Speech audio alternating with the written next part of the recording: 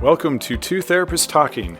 The hope for this podcast is to talk about important issues related to couples and individuals who are struggling in their lives with many different issues.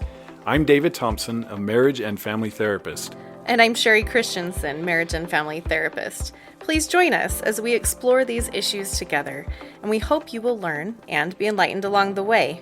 Come find us at twotherapisttalking.com. If you like what you're hearing, please get on and rate us and subscribe to the podcast. Hi, and welcome back to Two Therapists Talking. I'm David. And I'm Sherie.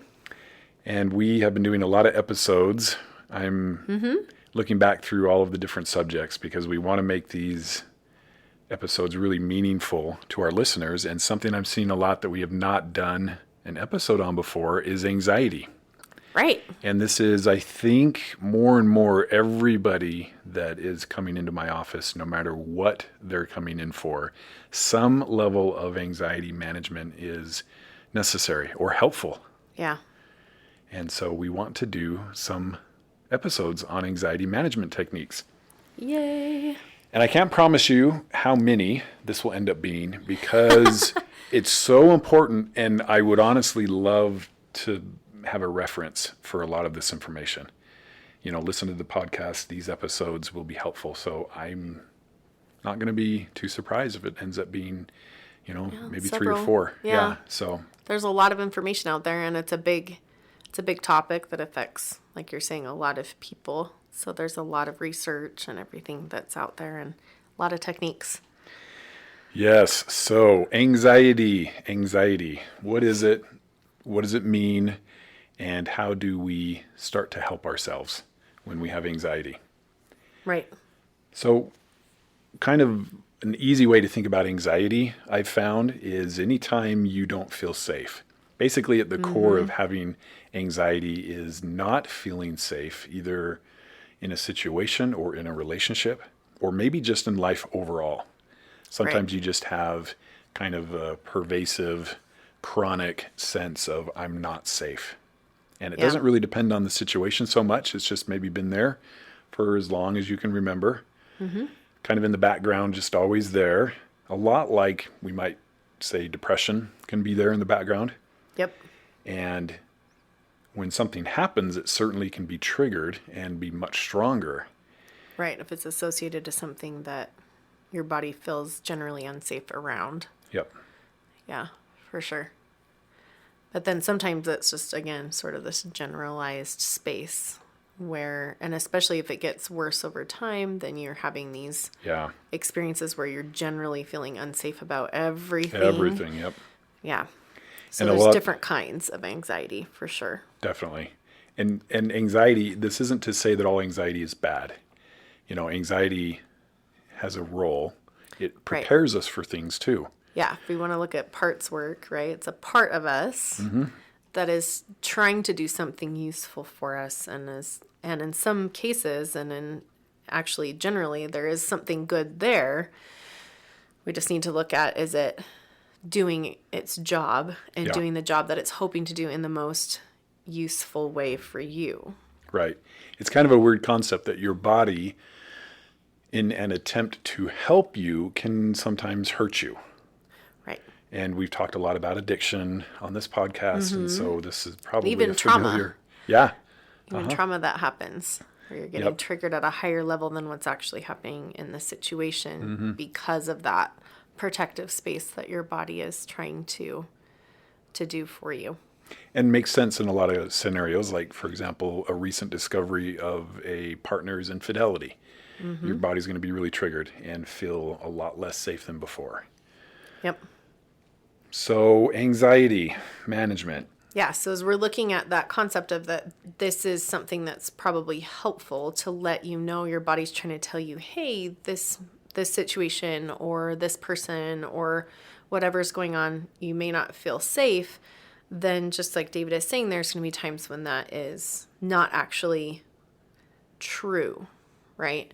When you're having a reaction, then your body is almost starting to get conditioned to react in circumstances when there maybe isn't necessarily an issue.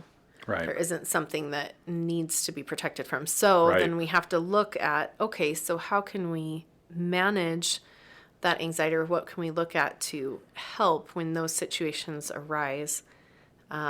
Especially if, you're working on this in therapy or whatever, but you're still having those circumstances happen. How do we help you through those circumstances as you're trying to then work on in therapy? Why is this happening, and what can we look at, and how can we adjust and maybe do some cognitive work and different things like that? Yeah, so we want to spend some time on different approaches and different techniques, but just in the beginning, really kind of drill into what anxiety is. And so, an analogy I like to use is a dog. A lot of people have dogs. You think of a dog that maybe over time starts to become aggressive or at least anxious around visitors, people coming over, and there's no Right. real threat. Like, for example, maybe the mailman is going to the mailbox outside, or grandma's coming over, but the dog is barking and very upset.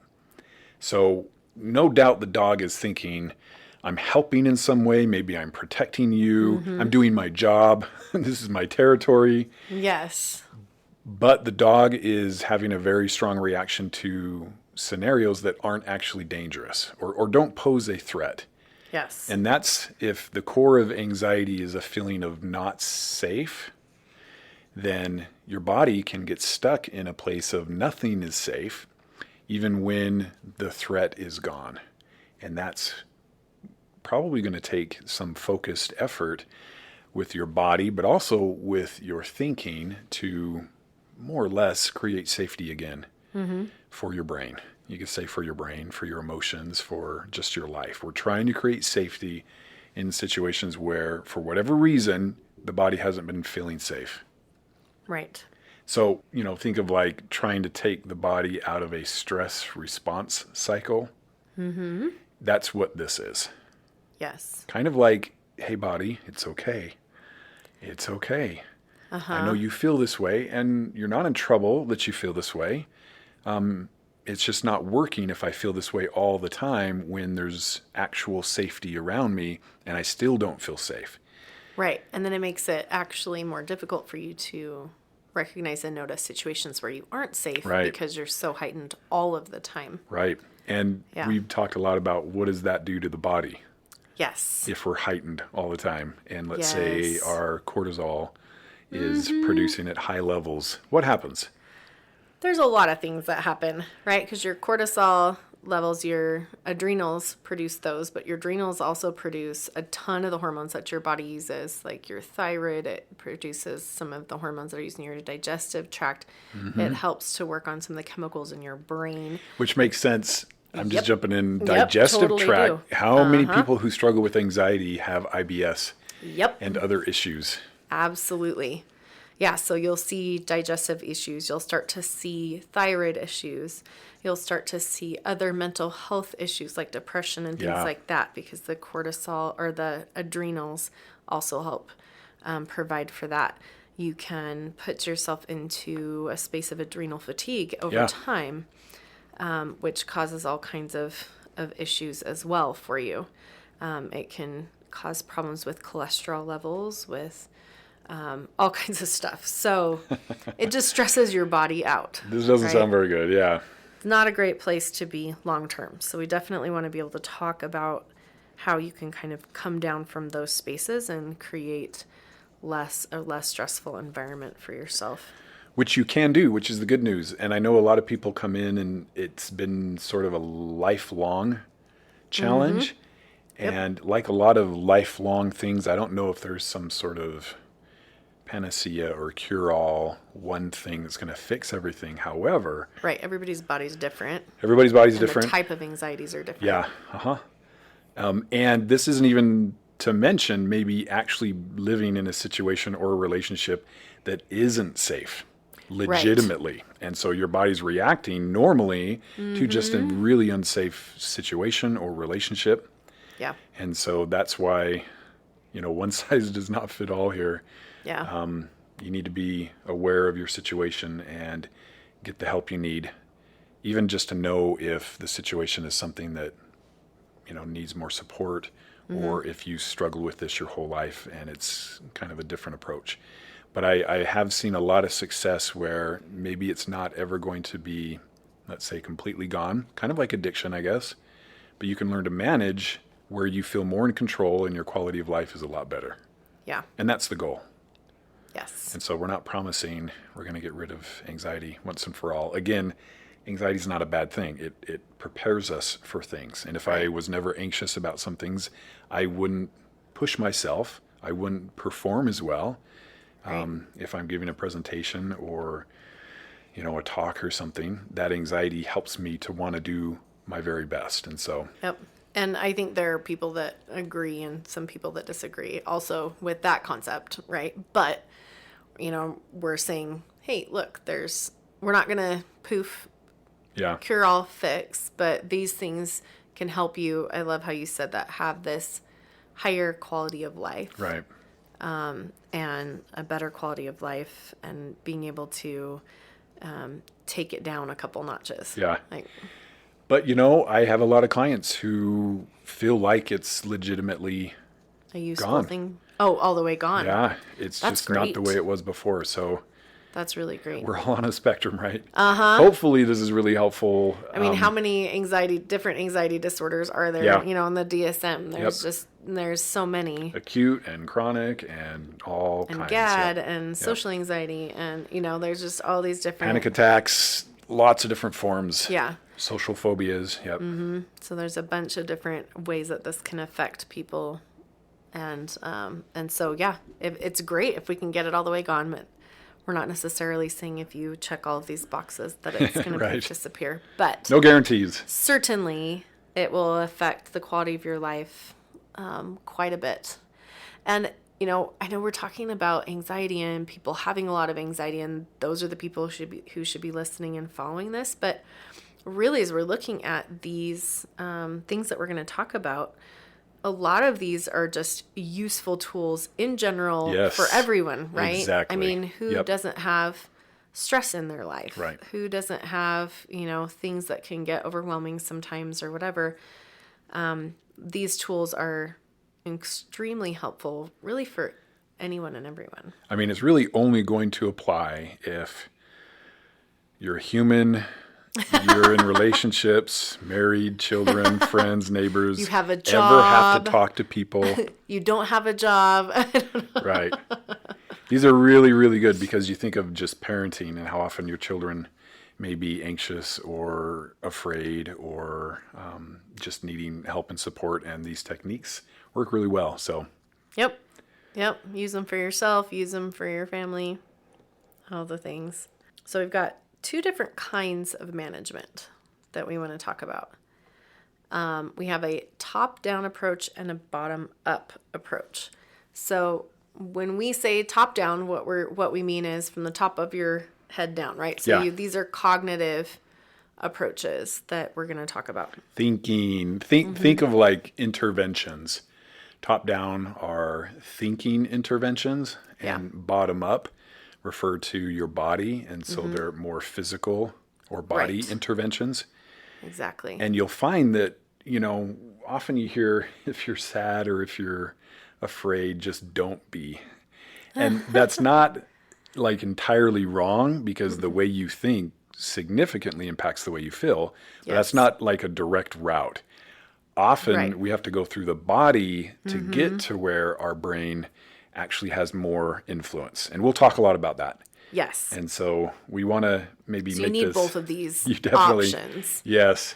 And most of the time, from my experience, you have to start with the bottom up just to get your brain online to where it'll respond better to a thinking intervention. Right. If anyone's ever had like a panic attack or something, it's not something where you're in the middle of it and you're Right. able to say, "Hey, brain, you don't need You're to think okay. this You're way. safe." You're doing great." Like you're kind of past that point, and your body is just responding. And so, in those instances, it is much more useful to get in there and calm the body from some of these bottom up approaches to the point where then you can get into and that cognition. Because again, if you remember your brain, when it starts to do all of those things, it jumps right back out of your prefrontal cortex, your thinking brain, and it's kind of in that trauma, fight, flight, freeze space.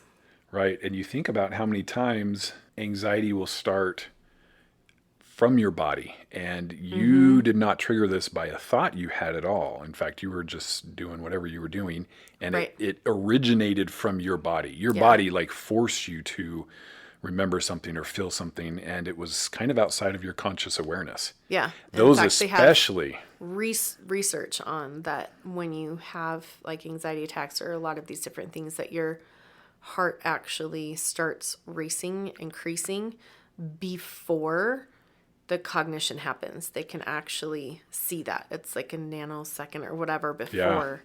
And so, yeah, exactly like what David's saying. If you have that happen, then really it's not going to be as effective to Right. start at the top and work your way down. If your body demands attention, you have to start there. Yeah. It will be very less effective to just try to think your way out of it when Yeah. you feel it so strongly. Yeah. So those are the two different types. And you'll notice as you're practicing them what types of things work better in which situations. And we're obviously giving you our perspectives based Right. on clinical experience. But again, because everybody's different and every mind is different, and you want to practice these different ones. Different ones will work better for you than others, and you'll notice which circumstances bottom up works better or top down works better for you. Yeah, and if you have already done a lot of research or study on this, or maybe have done therapy with this, think of top down as like CBT or cognitive behavior Right. therapy, CBT, DBT. which we've done a lot of We talked a podcasts lot. on. Yeah, we talked a lot about those. And think of bottom up as more somatic or Yes. psychosomatic from your body, and so much more in line with exercise, yoga type things. And so, Meditation, mindfulness, those types Which- of things. which brings us to before we get into top down and bottom up. Yeah, before we go into those, which will probably end Which up we being their will. own episodes. Yeah, definitely. There are some what we like to call non-negotiables and long-term care. So Right. I'm a big fan of telling clients, if you want to change your life, you've got to change your lifestyle. And so if you come in here thinking, give me one thing that's Yeah. just going to be like home run, easy, preferably please and thank you, and I can go home and spend like maybe a very minimum amount of time or effort and everything will be different. It's just unrealistic. So Yes. this is a lifestyle change. And so when we talk about non-negotiables and long-term care, that's what we're talking about, is a lifestyle change. And Yes. so we want you to conceptualize this in terms of, I have the advantage of knowing what I need to counter this idea that I have to do this the rest of my life, which can sound like kind of discouraging. Uh-huh.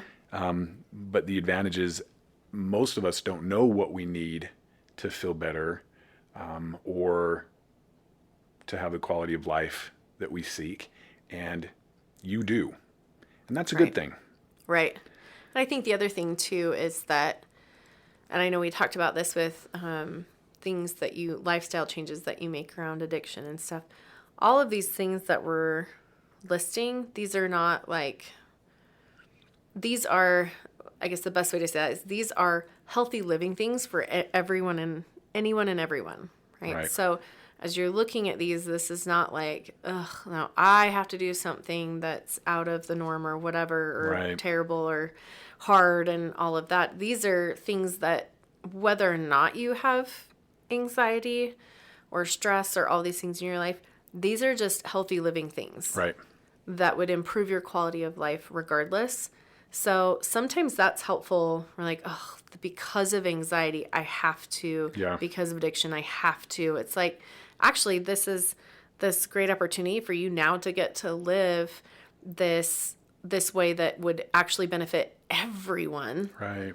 right? So it's something that's going to be useful regardless of whether or not you have anxiety. And I kind of think, at least in my brain, it's anxiety or depression or addiction that is inviting you to live your highest and Yes. best life versus Yes. this stuff is keeping me from it. This is the stuff that's going to get you there. It's kind of Right. a different approach, but I believe it's true. And Yeah. so if we change our perspective on it, it's like, okay, I mean, maybe I guess I wish I didn't have this. It'd be easier if I had something else. We always say that, right? But there's a lot of heavy something else's. And if this is what you have, okay, let's use it. And let's Yeah. build habits that are hopefully going to be here the rest of our life, but we'll be satisfied and fulfilled and find meaning in it. So Yes. I like it. Good way to get to our 2.0 2.0, selves. yep. Okay, so we have several different things that are really important, right, to consider in terms of your lifestyle change. And the first one is your diet. How many of us know that we should eat better, right?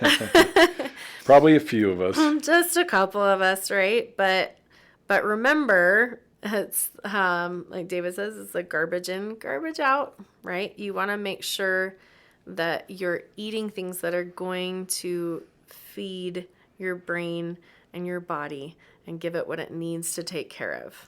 So we're not talking like we're going to try to help you to lose weight. That's No. not what we're talking about. Yeah. We're just eating in a way that your body, your brain gets what it needs. Right.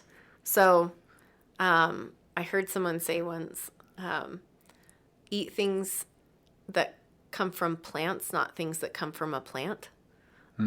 Right. So eating fruits and vegetables, right?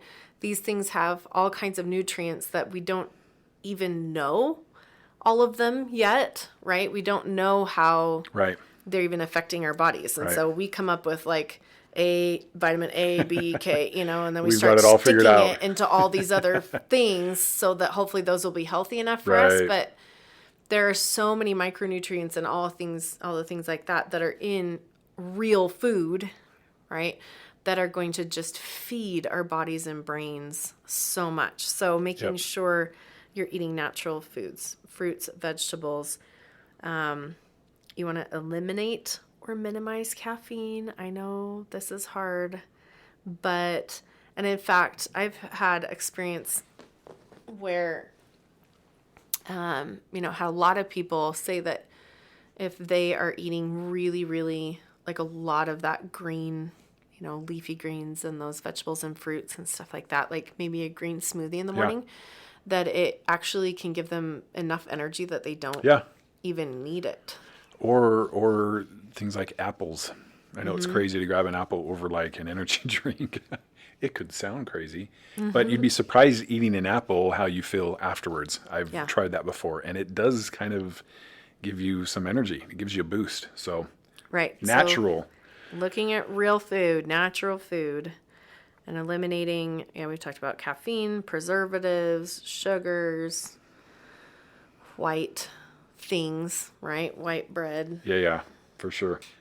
Okay, next and very important is sleep. Yes. Sleep is so important in any like healthy recovery process, whatever it is you're recovering from. And not everybody knows how much they need. Some people do, but not everybody. We just want to make sure you're getting it, whatever that is. So, experts recommend a consistent 7 to 9 hours. Some people operate well on 6, but don't say Don't pretend that's that's me, you. so I'm going to go to bed late. And really listen to your body on this. And what I'll tell people most of the time is either follow a 10 to 6 or 11 to 7 schedule. It's okay if you're kind of a night owl. Not everybody can go to bed, Right, 10 they're o'clock or different earlier. They're just types built of differently. personalities. I don't like a 12 to 8 schedule so much because then you're up at 8 and you're starting to run into things you just got to do, which means just sort of less time for you in those really important mornings. But sleep is so vital. So if you know what you need, commit to loving yourself enough that you're going to get the sleep that you need. And if you don't, maybe experiment a little bit to see where do I feel the most rested. And you'll find maybe that going to bed a little earlier, you naturally are waking up. Because your body's getting the rest it needs. Like I don't set an alarm. I don't need to. I am up. If I'm in bed, before 10. Right. I am up very consistently between about 5:30 and 6. My body just says, "Okay, you're done." And then I'm laying there going, "Well, time to get moving Yes, because I hello. my body did this." Right. So, So it's really helpful, I think, to recognize that they've also discovered that there are three different body types, right? You have the type that does super well if they're getting up pretty early in the morning, quite early. Then you have the type that are night owls, right? That are on the other end. And so they're going to do better if they're staying up a little later and sleeping in a little bit longer. And then you have kind of a middle ground space. So there's a little bit of work you have to do to kind of yeah. figure out kind of what type you are, and then to figure out about how much sleep you need. Understanding that if you have been under a great deal of stress or trauma or anxiety consistently, your body will need more sleep than it will when Because you're it's not. healing. Yeah, like if you Exactly. were physically recovering from broken bones or Running a marathon or running a something like marathon, that, you've yep. stressed your body out. It needs more time and energy to heal. So if you come in and you're like, oh my gosh, I need like 9.5 hours of sleep to really feel good, be aware that if you've been under that level of stress, as you come down from that, you might notice that Yeah. oh, maybe I only actually need 8 when I'm feeling well. So, and the other important thing to recognize is you're actually going to get more done with your life if you're getting the sleep that you Yeah, need, for sure. as opposed to trying to burn the candle on both ends Yeah. and then still get the things done. You actually are going to be a more effective human being if you're getting the sleep you need. Yes. Okay, the next one is movement. So get out there and exercise, whatever that looks like, but getting Right. your heart rate up a little bit. You're going to be that, if you can increase your breathing, right, then that is going to get oxygen going in the body to the brain. You need at least 20 minutes a day. And again, people are different. So I'd say 20 minutes is probably your minimum that you're going to Yeah. want. But you'll notice as you get going, like where your body's sweet spot is. And by the way, we're not talking like hardcore CrossFit or something. You can Right. take a walk. Yes. This isn't about like a weight loss goal. This is just about moving your body. Yes. And so Yes. don't overcomplicate it and then get discouraged because you're trying to do, the gym Exactly. for an hour a day. That might be harder. To keep it Right. simple. Yep. It's recommended 20 minutes minimum. Just that's when your body has the greatest impact from physical exercise and movement. So Yeah. plan so that. once you've But done that 20 minutes at least. Yeah. yeah, And then as you're moving along, you'll notice like, okay, maybe my body likes a little bit more than that, or maybe this is good, or maybe my body wants a little bit more than a walk. So the great thing is, as you're doing all of these things, if you notice, as we talk about it, you will start to be more in tune with your body and what it actually needs. right. Which is actually the next one, which is mindfulness and meditation. And so the mindfulness part of that, again, is being more connected to yourself and being more aware of what you need, and what is going on around you and how it's influencing you. Yeah, this one is so key. I mean, you see It how really is. just practicing these, I mean, we call them dailies. We have episodes on these, on Right. dailies, will significantly impact the anxiety anyway. And we haven't even started talking about very specific things, but having these non-negotiables in long-term care is really important. And mindfulness meditation is maybe my favorite. I have so many clients that we've tried different things. None of them really stuck, but when they consistently do mindfulness or meditation, their lives start to change. It's really amazing. And so this is one that I love. I love it. I love it. And it can start very simple. We're not talking mindfulness and meditation for 20 minutes, 15 or even 10. Like start very simply, 2 minutes, 3 minutes. There's apps that help. I think mindfulness and meditation are a little bit different. Meditation tends to Yeah. be a little more guided, Right. like you're listening to something. Both are great. Mindfulness is more just sitting, breathing, Right. just you, and going slow and focusing on your breath and what it feels like. And when your mind wanders, that's okay. That's what minds do. And you just bring the focus of your attention back to your breath and starting small for just a few minutes doing that. And for whatever reason, we don't know why, this actually helps to rebuild gray matter in the brain. I mean, it's amazing It what does mindfulness so does. many things. Yeah, it does. I mean, I think we've talked about that a little bit before, but it's fascinating as I'm going through.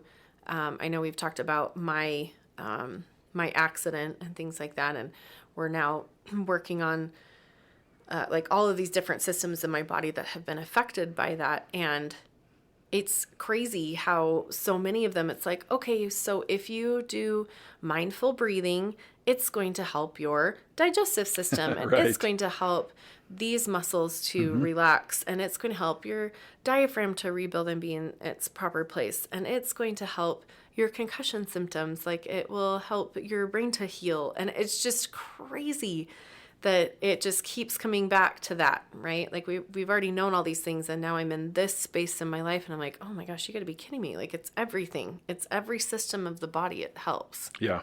It's really amazing. So it is great. Another really important thing is keep a journal about your anxiety. So you want to write down when and what were the circumstances you suffer from anxiety, just to learn more about it. So you want to be something Right. of an expert on your own anxiety. Is it only social situations? Is it just sort of all the time? Is it when something's coming up? Just get to know your anxiety better. Yes. And no judgment, no criticism. You're just journaling what you notice. Yeah. And this is going to give you great awareness. Yes. I mean, super important as you're working on these different top-down and bottom-up approaches, but also as you are in therapy and you're working on, okay, so how do we work on the issue itself? Well, if you don't Yeah. even know what the issue is or Right. when it shows up, Uh-huh. you're not really going to be very effective at working through it and Yep. processing it. Know yourself. Yep. Yes. Okay, the last one that we want to talk about with the non-negotiables in long-term care is increasing meaningful and supportive connections in your life. Yes. It's really interesting how much this helps and is important. But you probably, I mean, we're just built for connection. We're hardwired for it, right? And so we've talked before about the importance of relationships, really creating opportunities for you to feel loved and important, like you matter. We all need acceptance and belonging. We need to feel like we're part of something. Yes. And so sometimes, sadly, we have to create those situations more than we would like, but it's still your responsibility to make sure that you're happy, you're feeling safe. And so if you're waiting for others maybe to show up and just be, super supportive and comforting, and they're doing their own thing too, it might feel lonely. So we've talked about this as well in terms of relationships. There's an order. There's your higher power, there's yourself, and there is others. Yeah. And there's a lot you can do in all three of these, obviously, to get the support you need. Yep, absolutely. Yeah, we've talked before about, I think I mentioned the experience of like feeling distress and recognizing what that was, and like, oh, I should go out and hang out with people or do something, and then sitting with it a little longer and recognizing, oh, actually, I think I'm just lonely from myself because I haven't taken the time to really connect with myself today. Yeah. And then in doing that and working through that, then I left that experience. As I was finishing up with that experience, I was like, oh, I don't actually need to make sure, see if somebody can go to dinner or wants to get together, or I don't feel that like pull or need anymore, because I did what I did, actually just took care of the actual issue, which Right. was that I needed to connect with myself. Yep. So this is important. So these are just some ideas for beginning this process, laying the foundation of a lifetime of just healthy living that will really impact the anxiety that you feel. And next episode, we're going to start into some top-down approaches. Yes. I mean, we could start into bottom-up, I guess. We need to figure out which one we might want to start into. Both are good. This doesn't have to be in a certain order. There's just top-down and bottom-up. We will start talking about the specific techniques. Yep. Let's just say that. We will do that. Thanks for joining us, and we'll see you next time. Yep. Thank you for listening to Two Therapists Talking. We look forward to sharing more conversations with you. Connect with us at twotherapisttalking.com or email podcast@twotherapisttalking.com. If you like what you're hearing, please get on and rate us and subscribe to the podcast.